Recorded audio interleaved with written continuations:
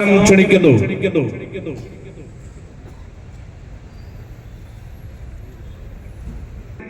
സാങ്കേതിക വികാസം അതിശയകരമായ പുരോഗമനം പ്രാപിച്ചു എന്നൊക്കെ അവകാശവാദം ഉന്നയിക്കപ്പെടുന്ന ഈ കാലത്തും അദ്ദേഹത്തിന്റെ ചരിത്രം എഴുതാൻ തുനിയുമ്പോൾ അക്കാദമികമായി ഹിസ്റ്റോറിസിറ്റി അവകാശപ്പെടുന്ന ഒരു വ്യക്തി തന്നെ പറയുന്നത് ഇദ്ദേഹം ഭൂമിയിലെ ഒരു മനുഷ്യനാവാൻ സാധ്യതയില്ല, ഇദ്ദേഹം ബഹിരാകാശ ജീവിയാവാനാണ് സാധ്യത. നോക്കൂ, അതുകൊണ്ടാണ് ഞാൻ പറയുന്നത്, സംവാദാത്മകമായ ഒരു വിഷയത്തെ സമീപിക്കുകയാണെങ്കിൽ അവിടെ ലോകം അംഗീകരിക്കുന്ന ഒരു പൊതു തത്വമാണ് extra ordinary events need extra ordinary explanation. ഈ ടെസ്ലയുടെ മുതലാളി എക്സ്ട്രാ ഓർഡിനറിയായ കാര്യങ്ങളാണ് ചെയ്യുന്നത്. അങ്ങനെയാണെങ്കിൽ അസാധാരണമായ ഒരു വിശദീകരണം അദ്ദേഹത്തെ കുറിച്ച് ഉണ്ടാകണം. അതുകൊണ്ടാണ് അദ്ദേഹം അന്യഗ്രഹ ജീവിയാകാം, ഏലിയനാകാം. അദ്ദേഹം സംസാരിക്കുന്നത് ലൂസിഫറുമായിട്ടാണ്, ആന്റിക്രിസ്റ്റുമായിട്ടാണ്, പിശാചുക്കളുമായിട്ടാണ്.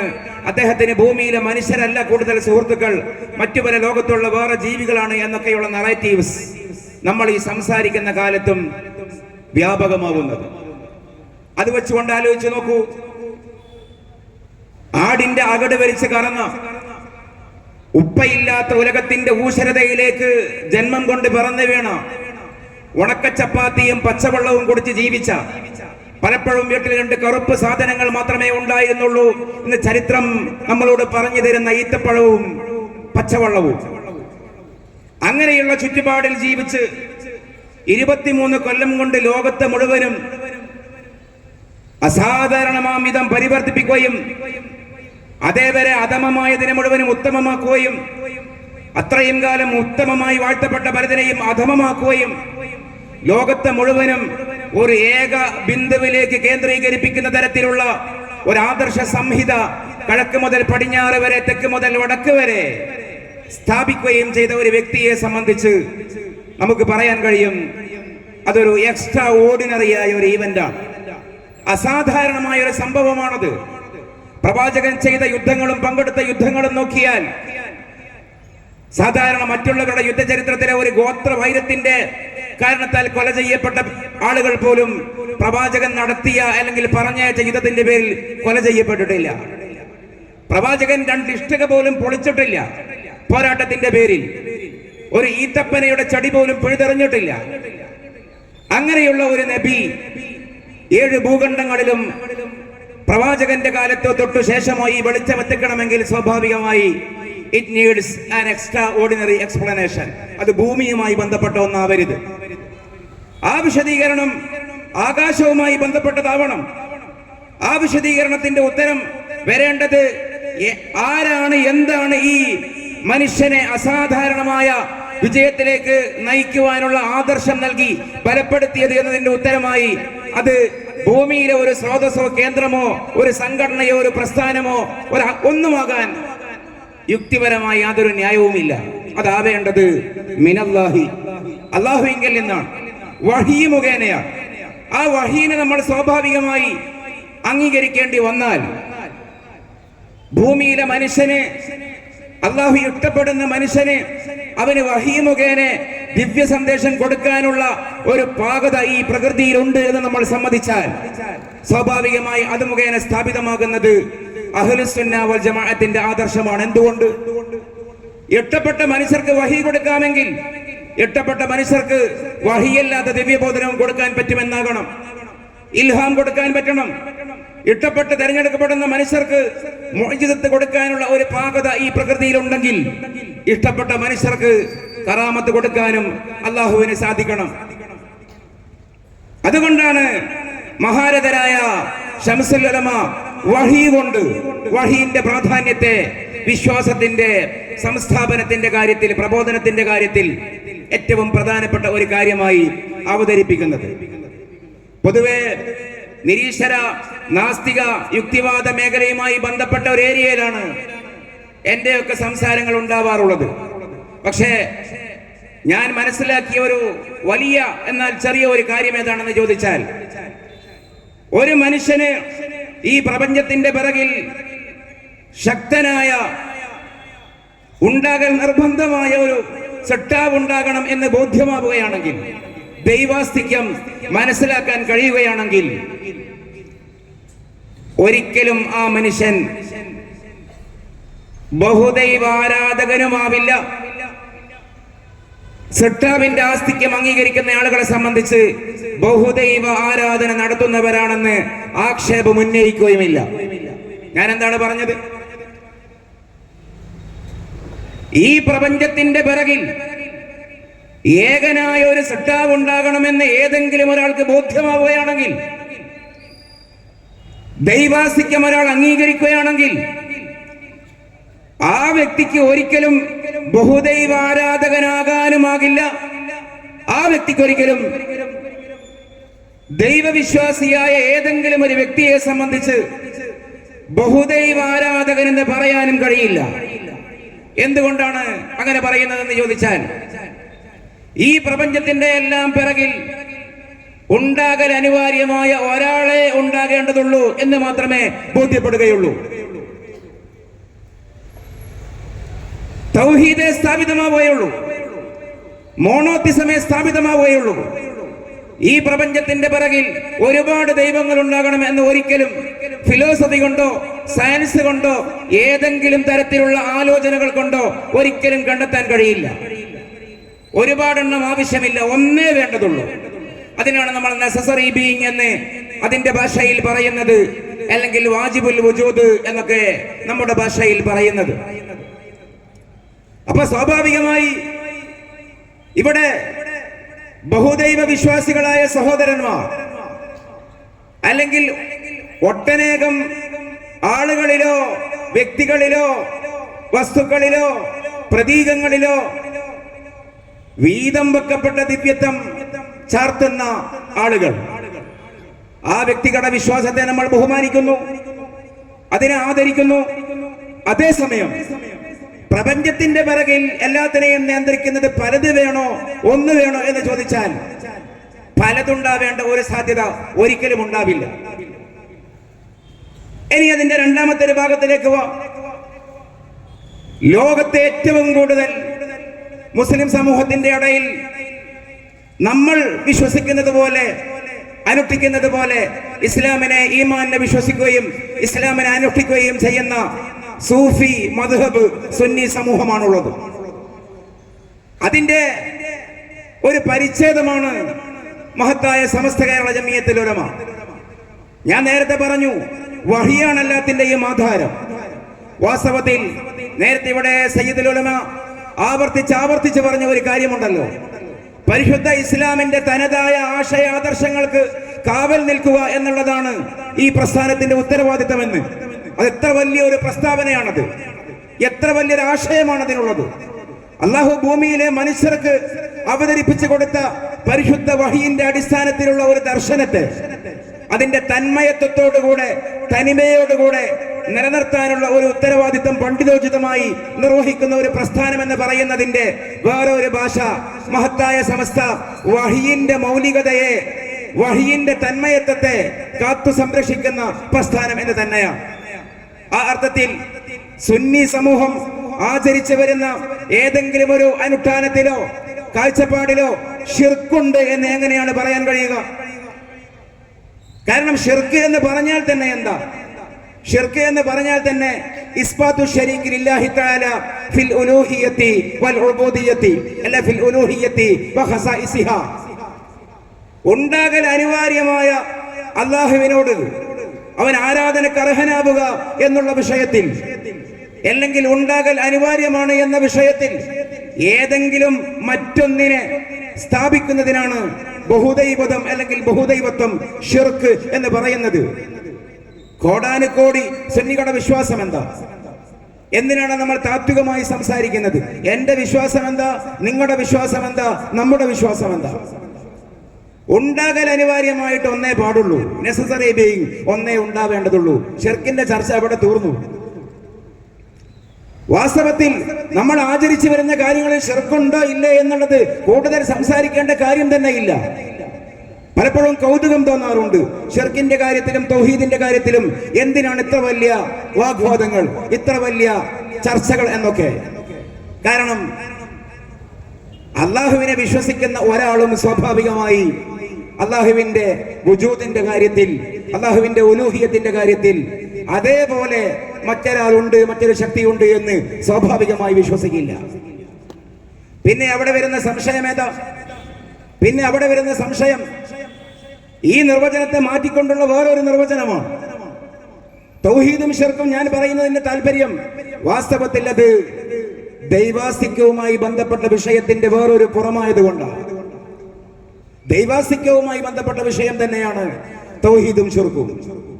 ശിർക്കിന്റെ നിർവചനം ഇതാണ്: ഇസ്ബാത്തു ശരീക ലില്ലാഹി തആല ഫിൽ ഉലൂഹിയത്തി, അല്ലെങ്കിൽ ഫിൽ ഉലൂഹിയത്തി വ വുജൂബിൽ വുജൂദ്.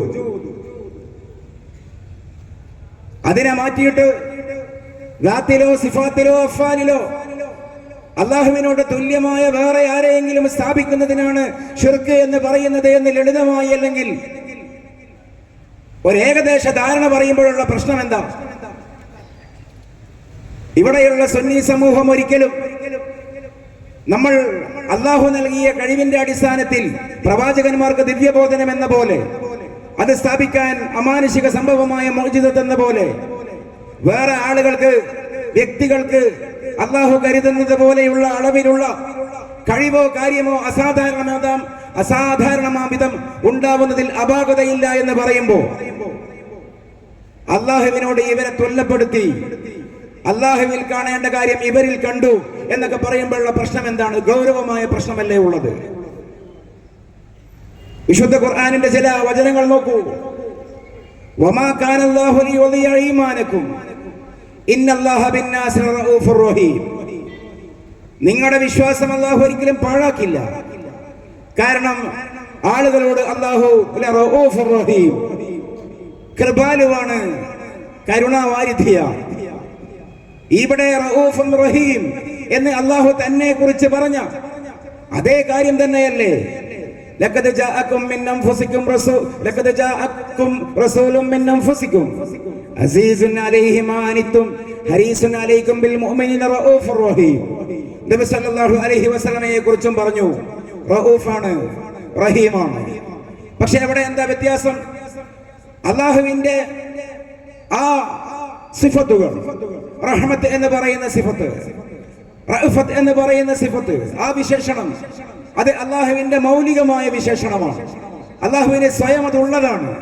അള്ളാഹു എന്ന് പറയുന്നത്, അള്ളാഹു എന്ന് പറഞ്ഞാൽ തന്നെ ഹുവ സയ്യിദുൽ മസ്മൂദു ഇലൈഹി ഫിൽ ഹവായിജ് വമുസ്തഗനിൻ ഫീ ബിദ്ദാത്ത് വമാ സിബാഹു മുഹ്താജുൻ ഇലൈഹി മിൻ ജമീഇ ജിഹാതിഹി. അങ്ങനെയല്ലേ അള്ളാഹുവിന്റെ നിർവചനം? ഇതല്ലേ നമ്മൾ വിശ്വസിക്കുന്ന നിർവചനം? ഹുവൽ മസ്മൂദു ഇലൈഹി ഹുവ സയ്യിദുൽ മസ്മൂദു ഇലൈഹി ഫിൽ ഹവായിജ്.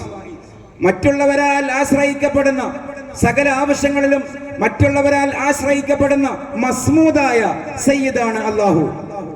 ആ അല്ലാഹു അൽ മുസ്തഗനി ബിദ്ദാത്ത്, മറ്റുള്ളവരിലേക്ക് ഒരു വിഷയത്തിലും സ്വത്വപരമായി ആശ്രയിക്കേണ്ടതില്ലാത്ത സ്വയം പര്യാപ്തവാനുമാണ്.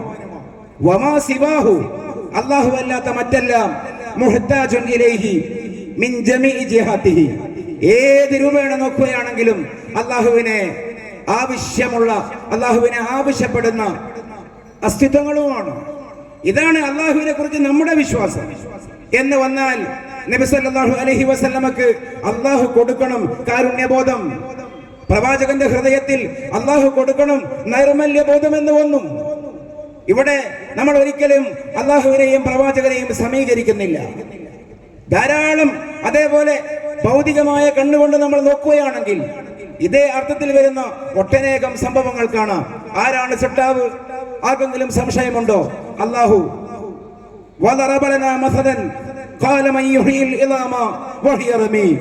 നുരുമ്പിപ്പോയതിനു ശേഷം ആരാണ് ഈ അസ്ഥിപഞ്ജരങ്ങളെ രണ്ടാമത് പുനരുജ്ജീവിപ്പിക്കുക എന്നവര് ചോദിച്ചാൽ എന്തേ ഖുർആൻ പറഞ്ഞത്? ആരാണോ ആദ്യം അതിനെ ഇല്ലായ്മയിൽ നിന്നുണ്ടാക്കിയത് ആ അല്ലാഹുവാണ് ജീവിപ്പിക്കുക എന്ന് പറഞ്ഞേക്കൂ. ഇബ്രാഹിം നബി അലൈഹിസ്സലാം പറഞ്ഞു, രോഗം വന്നാൽ ആരാണ് ശിഫയാക്കുക, ശമനം കൊണ്ടുവരിക? അല്ലാഹുവാണ് എന്റെ രോഗം എന്റെ രോഗം മാറ്റിത്തരുന്നവൻ എന്ന് ഇബ്രാഹിം അലൈഹിസ്സലാം പറഞ്ഞു. സൃഷ്ടാവ് അല്ലാഹുവാണ്, രോഗം മാറ്റുന്നവൻ അല്ലാഹുവാണ്.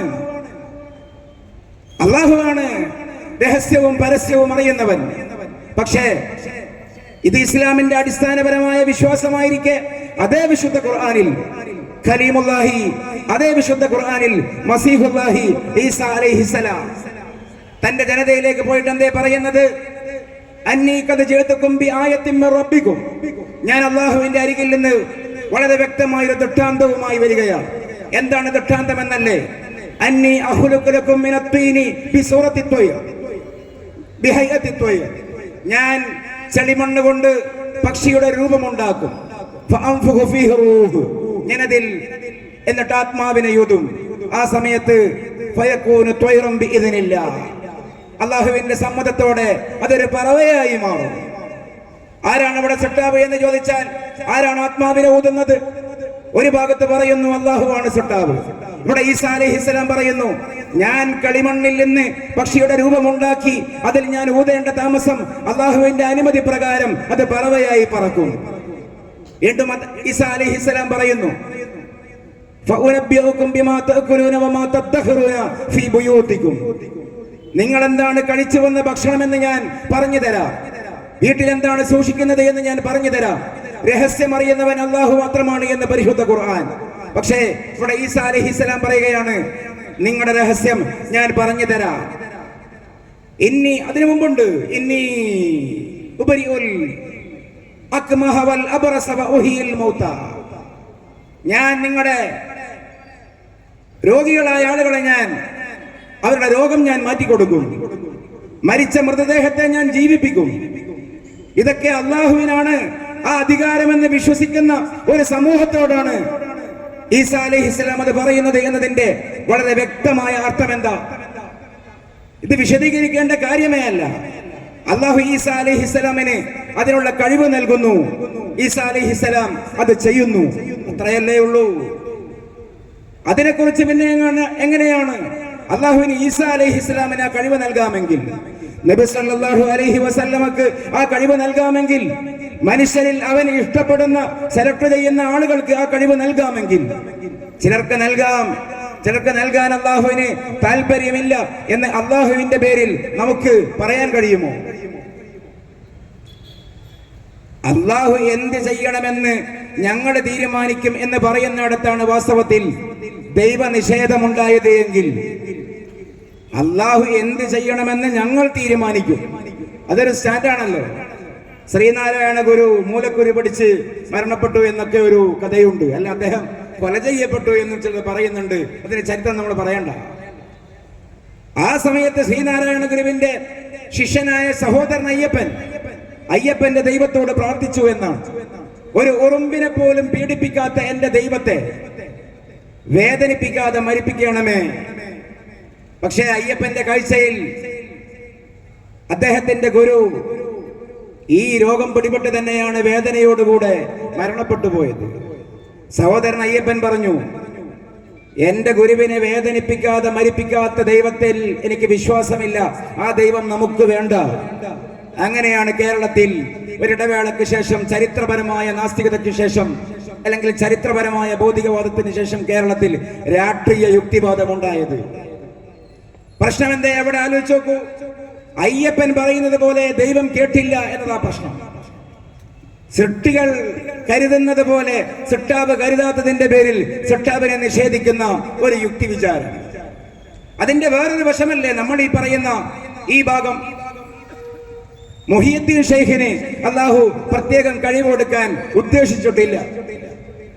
ബദരീങ്ങൾക്ക് അല്ലാഹു പ്രത്യേകം കഴിവ് കൊടുക്കാൻ ഉദ്ദേശിച്ചിട്ടില്ല എന്ന് പറയുന്നതിന് തുല്യമല്ലേ കഴിവ് കൊടുത്തിട്ടുണ്ടോ ഇല്ലേ എന്ന് അല്ലാഹുവിന്റെ കാര്യത്തിൽ തീർപ്പ് പറയാൻ കഴിയാത്ത നമ്മൾ ഭൂമിയിൽ നിന്നുകൊണ്ട് ആ പ്രഖ്യാപനം നടത്തുന്നത്? എന്തും ആർക്കും എങ്ങനെയും കൊടുക്കാൻ അന്നൽ ഖുവത ലില്ലാഹി ജമിയ സാധിക്കും. വായ സംസാരിക്കുന്ന പോലെ കൈ സംസാരിക്കും. കൈ കൊണ്ട് പിടിക്കാൻ പറ്റുന്നത് പോലെ കാല് കൊണ്ട് പിടിക്കാൻ പറ്റും. കണ്ണുകൊണ്ട് കാണാൻ പറ്റുന്നത് പോലെ കാത് കൊണ്ട് കാണാൻ പറ്റും. ഇതല്ലേ നമ്മുടെ വിശ്വാസം. ഇതിനില്ല കണ്ണിന്റെ ഉള്ളിൽ കാണാനുള്ള സിദ്ധി ഇത്ര കൊല്ലത്തേക്ക് ഇൻവെസ്റ്റഡ് ആയിട്ട് ആ പവർ കണ്ണിന്റെ ഉള്ളിൽ ഉണ്ട് എന്ന് വിശ്വസിച്ചാൽ അദ്ദേഹം നമ്മൾ വിശ്വസിക്കുന്ന ഇസ്ലാമിന്റെ അകത്തുണ്ടാവില്ലല്ലോ. സ്വാഭാവികമായി ഒരു കാര്യം കൂടി ഞാൻ ദീർഘിപ്പിക്കുകയല്ല. കാലം എത്ര മുന്നോട്ട് പോയാലും, ശാസ്ത്രം എത്ര മുന്നോട്ട് പോയാലും ഇസ്ലാം മാത്രമല്ല സ്ഥാപിതമാവുക, പരിശുദ്ധമായ അഹ്ലുസുന്ന വൽ ജമാഅയുടെ ആശയാദർശം കൂടിയാണ്. ഒരു ഉദാഹരണം പറയാം.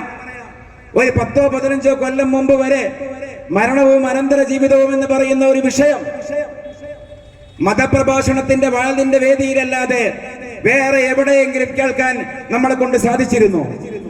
പക്ഷെ ഇന്ന് നമ്മൾ ഈ സംസാരിക്കുന്ന ഈ കാലത്ത് മരണവും അനന്തരവും ജീവിതവും എന്ന് പറയുന്ന, അല്ലെങ്കിൽ മരണസംബന്ധമായ വിഷയങ്ങളെ കുറിച്ച് സംസാരിക്കുന്ന ഏറ്റവും കൂടുതൽ പുസ്തകങ്ങൾ വരുന്നത്, ലെക്ചറിങ് വരുന്നത് മതപ്രഭാഷണത്തിന്റെ മതരംഗത്ത് നിന്നല്ല, ശാസ്ത്രത്തിന്റെ രംഗത്ത് നിന്നാണ്. തെനാട്ടോളജി എന്നാണ് ആ വിഭാഗത്തിന്റെ പേര് തന്നെ, മരണസംബന്ധ ശാസ്ത്രം.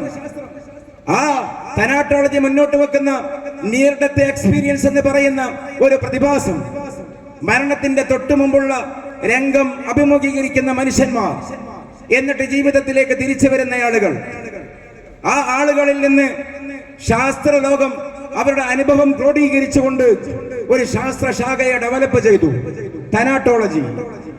നൂറുകണക്കിന് പുസ്തകം ഇറങ്ങുന്നു. ആ പുസ്തകത്തിൽ പറയുന്ന കാര്യം സയൻസ് ആണല്ലോ. ഇത് വെച്ചുകൊണ്ട് ഇസ്ലാം സ്ഥാപിക്കുകയല്ല, ദീൻ സ്ഥാപിക്കുകയല്ല. പക്ഷേ കാലം മുന്നോട്ട് പോകുന്തോറും നമ്മുടെ ഈ പരമ്പരാഗതമായ വാദങ്ങളിൽ വെള്ളം ചേർക്കണം, മൃദുലപ്പെടുത്തണം, അയവ് വരുത്തണം, അല്ലെങ്കിൽ പൊതുസമൂഹം സ്വീകരിക്കില്ല എന്ന അപകർഷത ആരെയെങ്കിലും ബാധിച്ചുവെങ്കിൽ സയൻസ് അങ്ങനെയല്ല എന്ന് ലളിതമായി വിനയാന്യതമായി തിരുത്തി പറയാൻ വേണ്ടി മാത്രമാണ് ഞാനിത് കൊണ്ടുവന്നിട്ടുള്ളത്. ആ തെനാട്ടോളജി പറയുന്നത് മരിക്കുന്ന മനുഷ്യൻ അനുഭവിക്കുന്ന തന്റെ ചുറ്റിലുമുള്ള മനുഷ്യരിൽ 4% മാത്രമാണ് ജീവനുള്ള മനുഷ്യന്മാർ. 96% മനുഷ്യരും നേരത്തെ മരണപ്പെട്ടു പോയ മനുഷ്യരാണ്. ഏതാണ് പുസ്തകം? Evidence of life after life. ഒന്നല്ല, ഈ ഞാനിപ്പോ പറഞ്ഞ പുസ്തകത്തിന്റെ ഒരു പ്രത്യേകത, 13 മില്യൺ പുസ്തകമാണ് ഇത് വിറ്റഴിഞ്ഞിട്ടുള്ളത്. 13 മില്യൺ പുസ്തകം. അതേ ആശയത്തിൽ വരുന്ന life after life, my decent the death, യൂറോപ്പിൽ ഇറങ്ങിക്കൊണ്ടേയിരിക്കുന്ന പുസ്തകങ്ങൾ. ആ പുസ്തകങ്ങളിൽ പറയുന്നത്, അതിന്റെ PDF ഒക്കെ എവിടെയും ലഭ്യമാണ്, എന്റെ കയ്യിലുമുണ്ട്. അത്ഭുതപ്പെട്ടു പോകും അതിൽ പറയുന്ന പരാമർശങ്ങൾ. ക്ലിനിക്കലി ഡെഡായ കൊമാറ്റോ സ്റ്റേജിലുള്ള മസ്തിഷ്ക മരണം സംഭവിച്ചു എന്ന് ഡോക്ടേഴ്സ് വിധി എഴുതിയ ആളുകൾ ജീവിതത്തിലേക്ക് തിരിച്ചു വന്നതാണ്. എന്നിട്ട് അവര് പറയുന്നു, ഞങ്ങൾ കണ്ടവരിൽ മരിക്കുമ്പോ ആരൊക്കെ ഉണ്ടാകും അടുത്ത്, ആ സന്ദർഭത്തിലുള്ളവരെ അനുഭവിച്ചിട്ട് പിന്നെ മരിക്കാതെ തിരിച്ചു വന്നു. അതുണ്ടാകുമല്ലോ. നമ്മൾ മരിക്കും എന്ന് ഉറപ്പിച്ചതിന് ശേഷം 3 ആഴ്ച കഴിഞ്ഞ് അല്ലെ 2 ആഴ്ച കഴിഞ്ഞ് കുറച്ച് ദിവസങ്ങൾ കഴിഞ്ഞ് ജീവിതത്തിലേക്ക് തിരിച്ചു വരും. എന്നിട്ട് അവര് നമ്മുടെ മയ്യത്ത് നിസ്കാരത്തിൽ പങ്കെടുക്കും. നമ്മൾ അവരെ മയ്യത്ത് നിസ്കാരത്തിൽ പങ്കെടുക്കണമെന്ന് ഒരുപക്ഷെ കരുതിയിട്ടുണ്ടാകും. അങ്ങനെയുള്ള കേസ് നമുക്കും ഉണ്ടാകും. 4% മാത്രമാണ് ജീവനുള്ള ആളുകൾ. 96% ആളുകളും നേരത്തെ മരണപ്പെട്ടു പോയ ആളുകളാണ്. Forefathers, foremothers, mentors, മരണപ്പെട്ടു പോയ വല്യപ്പമാർ, വല്യമ്മമാർ, ഗുരുക്കന്മാർ, മെന്റേഴ്സ് പറഞ്ഞ ആത്മീക ആചാര്യന്മാർ, ഇവരൊക്കെയാണ് വരുന്നത് എന്ന് അന്ധന്മാർക്കിടയിൽ നടത്തിയ ഒരു സർവേ അതിൽ പറയുന്നുണ്ട്. ജീവിതത്തിൽ നിറം കാണാത്ത, ആകൃതി കാണാത്ത അന്ധന്മാർ. ആ അന്ധന്മാര് പറയുകയാണ്, അവരിൽ നിന്ന് കളക്ട് ചെയ്ത ഡാറ്റകൾ പറയുകയാണ്, ഞങ്ങൾക്കും അനുഭവമുണ്ടായി. Lucid, solid, organised, lights, sounds, vibrates, ഒരുപാട് വിശദീകരണങ്ങളുണ്ട്. ഉറച്ച, അവിതർക്കിതമായ, കൃത്യമായി തെളിവുള്ള ശബ്ദങ്ങൾ കേട്ടു, പ്രകാശം കണ്ടു, പലതും ഞങ്ങൾ അനുഭവിച്ചു. മരണത്തെ സംബന്ധിച്ച് നമ്മുടെ വിശ്വാസം എന്താ? സയ്യിദുൽ ഉലമ ഇവിടെ ആവർത്തിച്ച് പറഞ്ഞല്ലോ, മൺമറഞ്ഞ ആളുകൾ ഒന്ന് സഹായിക്കാനാണ്. ജീവിതത്തിലെ ഭൗതികമായ താല്പര്യമല്ല ഇവിടെയുള്ളത്. മരണപ്പെടുന്ന സന്ദർഭത്തിൽ മശായിഖന്മാരെ സഹായിക്കാനാണ് എന്നുള്ള ഒരു വാദം പൊതുസമൂഹം സ്വീകരിക്കില്ല എന്നുള്ളതാണെങ്കിൽ, ശാസ്ത്രം നമ്മളോട് പറഞ്ഞു തരുന്നു, മരണപ്പെടുന്ന സന്ദർഭത്തിൽ നിങ്ങൾ ഭൗതിക ലോകത്തെ കാണാത്തത് കാണും. നിങ്ങളുടെ സമീപത്തേക്ക് പലരും വരും. നേരത്തെ മരണപ്പെട്ടു പോയവരാണ് കൂടുതൽ വരുന്നത്, 96%. ആ ശതമാനത്തിന്റെ അക്കത്തിന്റെ അക്യുറസി അല്ല നമ്മുടെ വിഷയം. വിശുദ്ധ ഖുർആൻ മരണത്തെക്കുറിച്ച് പറഞ്ഞ അതിന്റെ അനുഭവ തലത്തെക്കുറിച്ച് പറഞ്ഞ ഒരു സൂക്തം ചിന്തോദ്ദീപകമാണ്. ലഖദ് കുന്ത ഫീ ഗഫ്ലത്തിൻ മിൻ ഹാദാ, ഇത്രയും കാലം അശ്രദ്ധയിലായിരുന്നുവല്ലോ മോനെ നീ. മരിക്കുന്ന മനുഷ്യനോട് മലക്ക് പറയുകയാണ്, ഫകശഫ്നാ അൻക ഗിതാഅക്, നിന്റെ കണ്ണിന്റെ മുമ്പിൽ നിന്ന് നാം ആ മൂടുപടം ഉയർത്തേണ്ട താമസം. ഫബസറുക യൗമ ഹദീദ്, നിന്റെ കാഴ്ചകൾക്ക് ഇപ്പോ ഇരുമ്പിന്റെ മൂർച്ചയാണല്ലോ എന്ന് പരിശുദ്ധ ഖുർആൻ. ഇപ്പൊ കണ്ണിന്റെ മുമ്പിൽ ഒരു മറയുണ്ട് എന്ന് ഖുർആൻ പറയുകയാണ്. ആ മറ ഉയർത്തിയാൽ ഭൗതികമായ ലോകത്ത് നമ്മുടെ കാഴ്ചയിൽ ആ മരിക്കുന്ന വ്യക്തി കട്ടിലാണ്, മുറിയിലാണ്, വീട്ടിലാണ്, ഹോസ്പിറ്റലിലാണ്, അല്ലെങ്കിൽ അദ്ദേഹത്തിന്റെ തൊള്ളയിൽ വെന്റിലേഷൻ ട്യൂബ് ഉണ്ട്, അദ്ദേഹം മിണ്ടുന്നില്ല.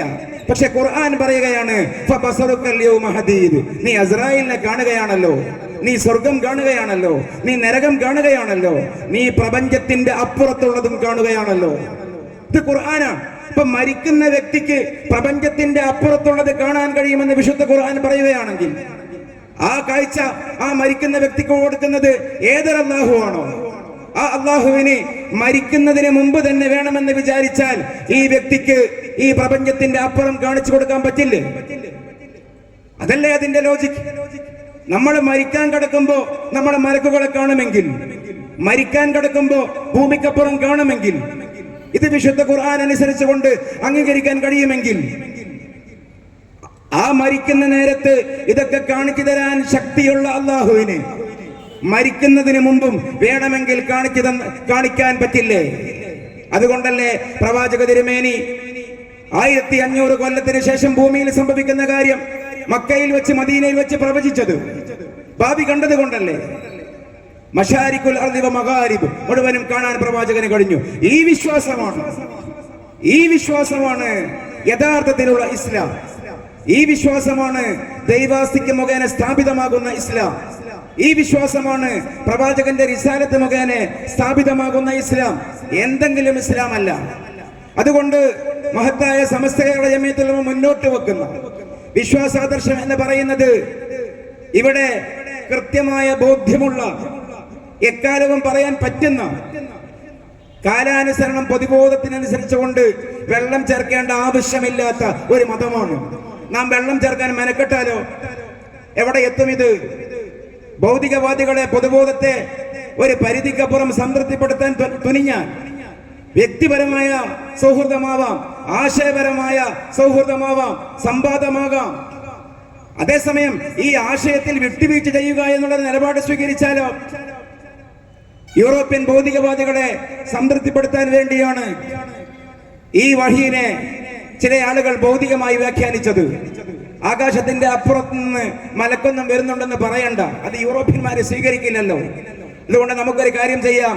വഹി എന്ന് പറഞ്ഞാൽ عرف بأنه وجدان يجده الشخص من داخله مع اليقين بأنه من الله تعالى كالعطش والجوع.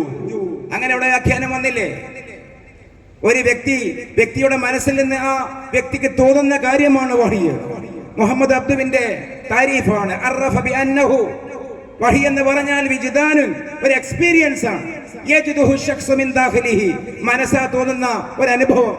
പക്ഷേ മഅൽ യഖീൻ, ഒരു ഉറപ്പുണ്ടാകണം. അന്നഹു മിനല്ലാഹ്, അല്ലാഹുവിങ്കിൽ നിന്നാണെന്ന്. എന്നിട്ട് ഉദാഹരിക്കുന്നതോ കൽ അതിശി വൽ ജൂ, ദാഹം പോലെ, വിശപ്പ് പോലെ. ഇപ്പൊ നബി സല്ലല്ലാഹു അലൈഹി വസല്ലമയുടെ വഹി എന്ന് പറഞ്ഞാൽ വിശപ്പും ദാഹവും പോലെയാണ് എന്ന് ഒരു മനുഷ്യന് വ്യാഖ്യാനിക്കാൻ അദ്ദേഹത്തെ പ്രേരിപ്പിച്ച കാര്യം എന്താ? വഹീനെ അപമാനിക്കലല്ല, ഇസ്ലാമിനെ ഇല്ലാതാക്കലല്ല ലക്ഷ്യം. ഭൗതികമായ അർത്ഥത്തിൽ ഇതിനെ വ്യാഖ്യാനിച്ചിട്ടില്ലെങ്കിൽ പ്രശ്നമാണ്. ആ പാറ്റേണിലുള്ള ഇസ്ലാമിന്റെ മോഡേണൈസേഷൻ തുടർന്നു കൊണ്ടേയിരിക്കുകയാണ്. ഇസ്ലാം റീതിങ്കിങ് വന്നു, ഡെസ്പറേറ്റ്ലി സീക്കിങ് പാരഡൈസ് വന്നു, നിയമങ്ങൾ മാറ്റണം, ഹദീസ് നിഷേധം വന്നു. ഹുബ്സ് ഖബായിസ് എന്ന് പറഞ്ഞാൽ ആൺപിശാജ് പെൺപിശാജ് എന്നൊക്കെ പറഞ്ഞാൽ സമൂഹം സ്വീകരിക്കില്ല. അതുകൊണ്ട് ബാക്ടീരിയ എന്ന് പറയാം, വൈറസ് എന്ന് പറയാം.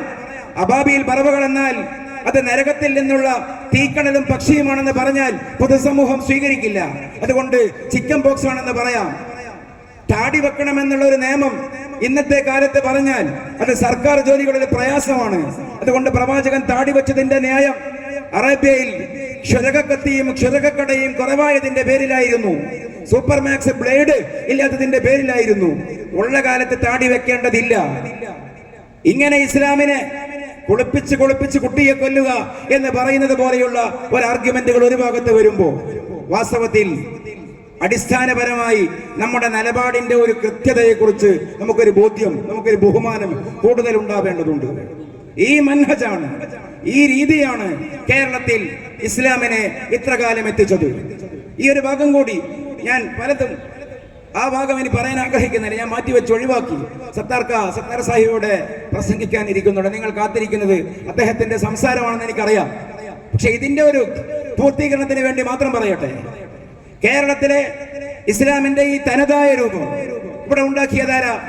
ഇവിടെ ഉണ്ടാക്കിയത് സൂഫികളാണ്. ഇവിടെ എന്നല്ല, എവിടെയും ഉണ്ടാക്കിയത് സൂഫികളാണ്. യുദ്ധം കൊണ്ട് ഒരു നാട്ടിലും ഇസ്ലാം യുദ്ധം കൊണ്ട് അതിന്റെ വഴിവെട്ടുകയോ അവിടെ നിലനിർത്തുകയോ ചെയ്തിട്ടില്ല. സംവാദം കൊണ്ടും ചോദ്യോത്തരങ്ങളെ കൊണ്ടും ഖണ്ഡന മണ്ഡലങ്ങളെ കൊണ്ടും ഒരു ഭൂമികയിലും ഇസ്ലാം ഉണ്ടായിട്ടില്ല. അതൊക്കെ പ്രതിരോധത്തിന്റെ മാധ്യമങ്ങളായി ഉപയോഗപ്പെടുത്തപ്പെടേണ്ടത് ചില സന്ദർഭങ്ങളിൽ ഉണ്ടായിട്ടുണ്ട്. അത് ചെയ്യുകയും ചെയ്തിട്ടുണ്ട്. കേരളത്തിലെ നമ്മൾ ഒറ്റ കാര്യം ആലോചിച്ച് നോക്കൂ. ഇവിടെ ഇന്നുണ്ടാകുന്ന പുതിയ പള്ളികളെ മാറ്റി നിർത്തിയിട്ട് ഒരു 100, 150 വേണ്ട 75, 50 കൊല്ലം പഴക്കമുള്ള പള്ളികളുടെ പേരുകൾ എടുത്ത് പരിശോധിച്ച് നോക്കിയാൽ ഏറ്റവും കൂടുതൽ പേരുകൾ മുഹിയുദ്ദീൻ ജുമാ മസ്ജിദ് എന്നായിരിക്കും. എന്താ കാരണം? ഗൾഫൂവിന് ശേഷമുണ്ടായ പള്ളികൾ മാറ്റിവെക്കും. പരമ്പരാഗതമായ അവിഭക്ത മഹല്ല് പള്ളികൾ എന്ന് പറയുന്ന പള്ളികളുണ്ടല്ലോ, കേന്ദ്ര പള്ളികൾ, ഖബർസ്ഥാനുള്ള പള്ളികൾ, ആ പള്ളികളുടെ പേരുകൾ ആകെ നമ്മളൊരു ധവളപത്രം പുറത്തിറക്കിയിട്ട് കനേഷുമാരി കണക്കെടുത്ത് നോക്കിയാൽ ഏറ്റവും കൂടുതൽ പള്ളികളുടെ പേരുകൾ മുഹിയുദ്ദീൻ ജുമാ മസ്ജിദ് എന്നായിരിക്കും. എന്തുകൊണ്ടാ പേരുണ്ടായത്? ഇവിടെ മുസ്ലിങ്ങൾക്ക് പള്ളി കെട്ടാൻ സ്വാതന്ത്ര്യമില്ലാത്ത കാലം ഇന്ന് നമ്മൾ വിഭാവനം ചെയ്യുകയാണെങ്കിൽ, അല്ലെങ്കിൽ അല്പസ്വല്പം മാത്രമേ ഇന്ന് വന്നിട്ടുള്ളൂ, കൂടുതൽ വരാതിരിക്കട്ടെ, പക്ഷേ അത് അനുഭവിച്ച ഒരു കാലം മലബാറിൽ ഉണ്ടായിരുന്നു. സാമൂതിരിയുടെ കീഴിൽ നിന്ന് മലബാർ മാറിയിട്ട് സ്വല്പകാലം ടിപ്പുവിന്റെ കീഴിൽ, പിന്നീട് മൈസൂർ ആക്ടിന്റെ പേരിൽ, ഉടമ്പടിയുടെ പേരിൽ മലബാറിന് മുഴുവനും ബ്രിട്ടീഷ് ഈസ്റ്റ് ഇന്ത്യ കമ്പനിക്ക് വിട്ടുകൊടുക്കേണ്ടി വന്ന ആ കാലം 1700കളുടെ അവസാനം, 1800കളുടെ തുടക്കം, മലബാർ കലാപത്തിന്റെ പ്രക്ഷുബ്ധമായ സാഹചര്യം. ആ സാഹചര്യത്തിൽ ടിപ്പുവിനോടുള്ള കെറുകൊണ്ട്, ടിപ്പുവിനെ സപ്പോർട്ട് ചെയ്ത ഇവിടെയുള്ള അടിസ്ഥാന മുസ്ലിങ്ങളോടുള്ള വിരോധം കൊണ്ട് ബ്രിട്ടീഷുകാരുണ്ടാക്കിയ നിയമമാണ്, അല്ലെങ്കിൽ ഇല്ലീഗലായ ഒരു നിയമവീഴ്ചയുടെ വാഴ്ചയായിരുന്നു മുസ്ലിങ്ങൾക്ക് പുതിയതായി പള്ളി കെട്ടാൻ സ്വാതന്ത്ര്യം കൊടുക്കരുത്. മുസ്ലിങ്ങൾ മരണപ്പെട്ടാൽ ഖബർസ്ഥാനിൽ അടക്കം ചെയ്യാൻ സ്വാതന്ത്ര്യം കൊടുക്കരുത്. ആ കാലഘട്ടത്തിൽ ഓലമേഞ്ഞ പുല്ലുമേഞ്ഞ പള്ളികളുണ്ടായി മലബാറിന്റെ പല ഭാഗത്തും. കോഴിമുട്ട അട്ടിക്ക് വെച്ച് വിറ്റതും കാരണ കൂട്ടിവെച്ചതും അരി കൂട്ടിവെച്ച് വിറ്റതും കൊണ്ട് ശേഖരിച്ചുണ്ടാക്കിയ അടിസ്ഥാന പള്ളികൾ. ആ പള്ളികൾ പരിപാലിക്കാൻ, മുന്നോട്ട് കൊണ്ടുപോകാൻ, അവിടെ ആരാധനകൾ ചെയ്യാൻ ദ്രവീഡിയൻ സമുദായത്തിൽ നിന്ന്, പിന്നോക്കക്കാരിൽ നിന്ന്, ഇവിടെയുള്ള അടിസ്ഥാനപരമായ ഹരിജന വിഭാഗത്തിൽ നിന്ന് ഇസ്ലാമിന്റെ അകത്തേക്ക് വന്ന് അന്നത്തെ പുതുമുസ്ലിങ്ങളായ സമൂഹത്തിന് പേടിയായി, ബേജാറായി. പള്ളിയൊക്കെ കെട്ടിയിട്ടുണ്ട്, പക്ഷേ എങ്ങനെയാണ് 5 നേരം പള്ളിയിൽ പോവുക? എങ്ങനെയാണ് അവിടെ ഇസ്ലാമിന്റെ അനുഷ്ഠാനങ്ങൾ കൊണ്ടു നടക്കുക? ഇവിടെ ബ്രിട്ടീഷുകാരുണ്ട്, പോലീസുണ്ട്, പീരങ്കിയുണ്ട്, ഇവിടെ നിയമം അതിനെതിരാണ്. അന്ന് അക്കാലഘട്ടത്തിലുള്ള സൂഫി പണ്ഡിതന്മാർ, അക്കാലഘട്ടത്തിലെ സൂഫി പണ്ഡിതന്മാർ അവർക്ക് അവരുടെ പള്ളികളിൽ ആദ്യമായി ചെയ്ത പ്രതിരോധത്തിന്റെ മാർഗം, നിങ്ങൾ പള്ളികൾക്ക് മുഹിയുദ്ദീൻ ഷെയ്ഖിന്റെ പേര് നിർദ്ദേശിക്കൂ, പേരിടൂ എന്നുള്ളതാണ്. കേരളത്തിന്റെ ചരിത്രം അതാണ്. മുഹിയുദ്ദീൻ ഷെയ്ഖിന്റെ പേരിൽ പള്ളികൾക്ക് പേരിട്ടാൽ അതിന് ഒരു പ്രതിരോധാത്മകത സ്വയം വരും, അത് സംരക്ഷിക്കപ്പെടും. അതിനെ തകർക്കാൻ അവർ ഭയപ്പെടും. അനുഭവമുണ്ടായപ്പോ കേരളത്തിലെ പള്ളികൾ ഭൂരിഭാഗവും മുഹിയുദ്ദീൻ പള്ളികളായി. റാത്തീബുണ്ടായി, ഹദ്ദാദ് ഉണ്ടായി. തുടർകാലങ്ങളിൽ വെള്ളിയാഴ്ച രാവുകളിൽ, തിങ്കളാഴ്ച രാവുകളിൽ, പ്രതിമാസം തോറും ചെല്ലലായി, വെറുതായി, ഓത്തായി, ബൈത്തായി, ദിക്റായി, റാത്തീബായി ഒരു ഓത്തുമാലയുടെ ഒരു ഫോക്ലോർ കൾച്ചറുകളിലൂടെ മനോഹരമായ ഒരു കലാത്മകമായ ഇസ്ലാമിലൂടെ മലബാറിന്റെ ഇസ്ലാം വികസിക്കുകയായിരുന്നു. ആ പശ്ചാത്തലത്തിൽ നിന്നുകൊണ്ടാണ് കേരളത്തിലെ ഇസ്ലാം പുല്ലുമേഞ്ഞ പള്ളിയെ ഓലമേഞ്ഞ പള്ളിയാക്കിയത്, ഓലമേഞ്ഞ പള്ളിയെ ഓടുമേഞ്ഞ പള്ളിയാക്കിയത്, ഓടുമേഞ്ഞ പള്ളിയെ ഗൾഫ് ഭൂമിന് ശേഷം കോൺക്രീറ്റ് പള്ളിയാക്കിയത്, പിന്നെ 2 പള്ളിയാക്കിയത്, പല പള്ളിയാക്കിയത്, കോംപ്ലക്സുകളാക്കിയത്, സ്ഥാപനങ്ങളാക്കിയത്, സമുദായമാക്കിയത്, പലതുമാക്കിയത്. തുടക്കം ഈ ഓത്തുവൈത്ത് പള്ളിയായിരുന്നു, മുഹിയുദ്ദീൻ പള്ളികളായിരുന്നു. ഇവിടെ മലബാർ കലാപത്തിന്റെ കാലത്ത് കോഴിക്കോട്ട് നിന്നും ഇവിടെ തിരൂരങ്ങാടിയിൽ ആലി മുസ്ലിയാരെ സഹായിക്കാൻ വേണ്ടി കോഴിക്കോട്ടെ പോരാളികൾ പോയ കഥ മലബാർ മാനുവലിലുണ്ടല്ലോ. എന്താണ്? വെസ്റ്റ് ഹിൽ മലയിൽ മമ്മുവിന്റെ വീട്ടിൽ നിന്ന് കുതുബിയെ തോതിയിട്ട് പുകയുന്ന സാമ്പ്രാണി ചുള്ളുകൾക്കിടയിൽ വാളുകൾ പരസ്പരം കൂട്ടിമുട്ടി ധണധണാരവം പുഴക്കി പോരാട്ട വീര്യം ആവാഹിച്ചിട്ടാണ് മലബാറിലെ പോരാളികൾ തിരുരങ്ങാടിയിൽ പള്ളിയിലേക്ക് പോയത്. എഴുതിയതാര? ആ കാലഘട്ടത്തിന്റെ ഒരു സംസ്കാരമായിരുന്നു ദേശീയത. തിരുവനന്തപുരം പാറശാല മുതൽ അല്ലെങ്കിൽ അങ്ങ് കാസർഗോഡ് ഭീമാപ്പള്ളി വരെയുള്ള കേരള ഇസ്ലാമിന്റെ തറവാടുകൾ പരിശോധിച്ചാൽ അവിടെ മുഴുവനും മഹാത്മാക്കൾ അന്ത്യവിശ്രമം കൊള്ളുന്ന കേന്ദ്രങ്ങളില്ലേ? സാംസ്കാരികമായി ആലോചിച്ച് നോക്കൂ, ചരിത്രപരമായി ആലോചിച്ച് നോക്കൂ. ആ കേന്ദ്രങ്ങൾ ഉണ്ട് എന്ന് മാത്രമല്ല, ഈ ഇരിക്കുന്ന ഇരുത്തത്തിൽ ഒരു ചെറിയ ആലോചന.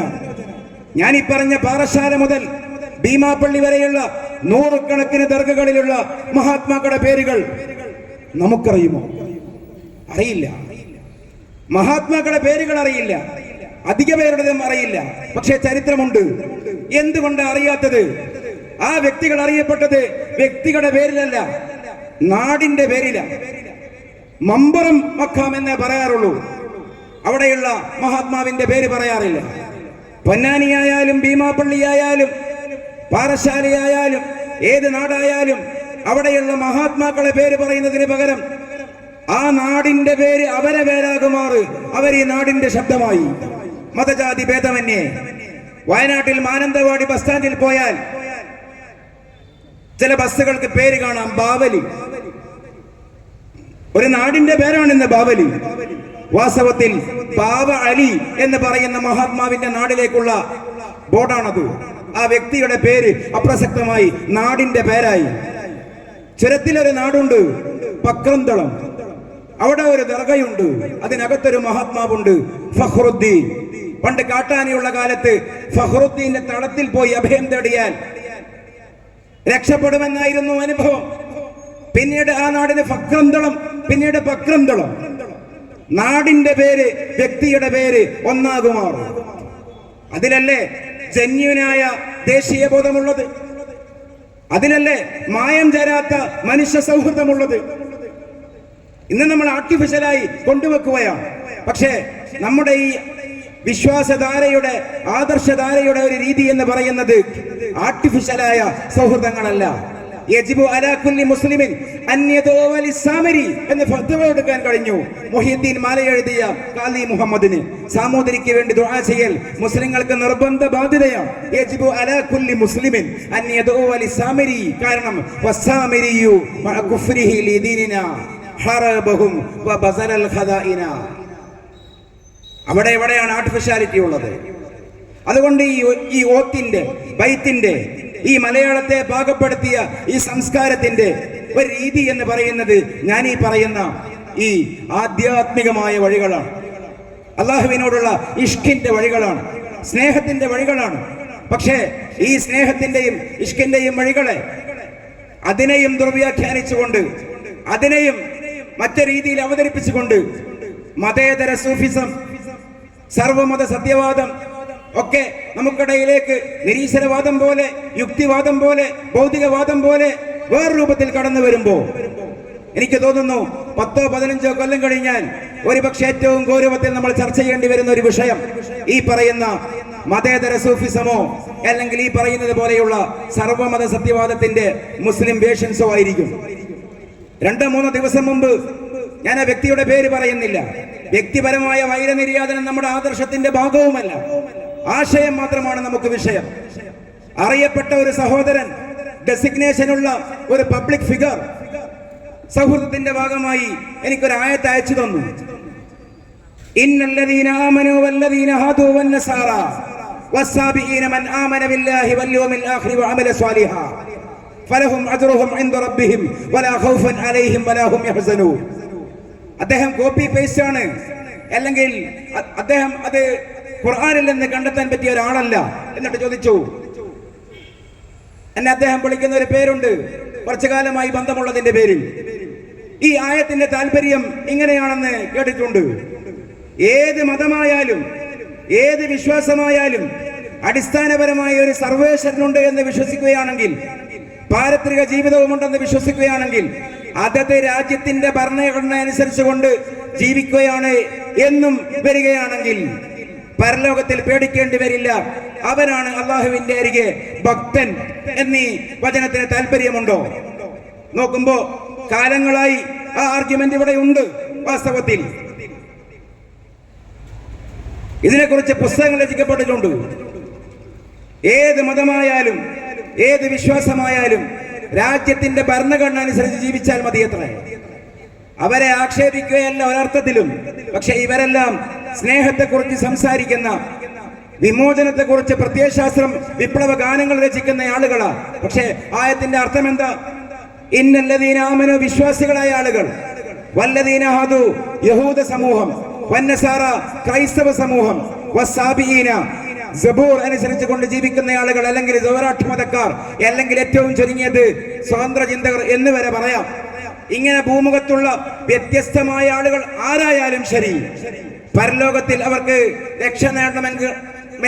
രക്ഷ നേടണമെങ്കിലുള്ള ആത്യന്തികമായ മാനദണ്ഡം മൻ ആമന ബില്ലാഹ്, അള്ളാഹുവിനെ വിശ്വസിക്കണം. അള്ളാഹുവിനെ പരിചയപ്പെടുത്തി തന്ന ആളെയും സ്വാഭാവികമായി അതിന്റെ ചുവട്ടിൽ വന്നു. അള്ളാഹുവിനെ നമ്മൾ കണ്ടെത്തുന്നില്ലല്ലോ. വൽ യൗമിൽ ആഖിർ, അന്ത്യനാളിലും വിശ്വസിക്കണം. വഅമല സ്വാലിഹാ, ശർഇന്റെ നിയമങ്ങൾ പാലിക്കുകയും വേണം. വഅമല സ്വാലിഹൻ എന്നുള്ളതിനാണ് രാഷ്ട്രത്തിന്റെ ഭരണഘടന അനുസരിച്ച് കൊണ്ട് ജീവിച്ചാൽ മതി എന്ന ദുർവ്യാഖ്യാനം ഉണ്ടാകുന്നത്. അങ്ങനെ ആരെങ്കിലും ജീവിച്ചാൽ ഫലഹും അജ്റുഹും ഇൻദ റബ്ബിഹിം വലാ ഖൗഫുൻ അലൈഹിം വലാ ഹും യഹ്സനൂൻ. അപ്പോ ഈമാൻ പരമപ്രധാനപ്പെട്ടതാണ്. അതിന് കാവൽ നിൽക്കുക എന്ന ഉത്തരവാദിത്തമാണ് നമ്മുടെ പ്രസ്ഥാനത്തിനുള്ളത്. നേതൃത്വം അതാണ് ചെയ്യുന്നത്, ഉലമ അതാണ് ചെയ്യുന്നത്. ഈ ഒരു പ്രതിരോധത്തിന്റെ, ഈ ഒരു കാഴ്ചപ്പാടിന്റെ ഒരു തണൽ, ഒരു കരുതൽ നമുക്കില്ലാതെ പോയാൽ നമുക്ക് നഷ്ടപ്പെടുന്നത് സ്ഥാപനങ്ങളല്ല, സംവിധാനങ്ങളല്ല, സംഘടനയല്ല, നമ്മളെ തന്നെയാണ്, പരലോകമാണ് എന്ന് മനസ്സിലാക്കുന്നിടത്താണ് ഈ ആശയാദർശ പ്രസ്ഥാനത്തിന്റെ പ്രസക്തി. അൽഹംദുലില്ലാഹി റബ്ബിൽ ആലമീൻ.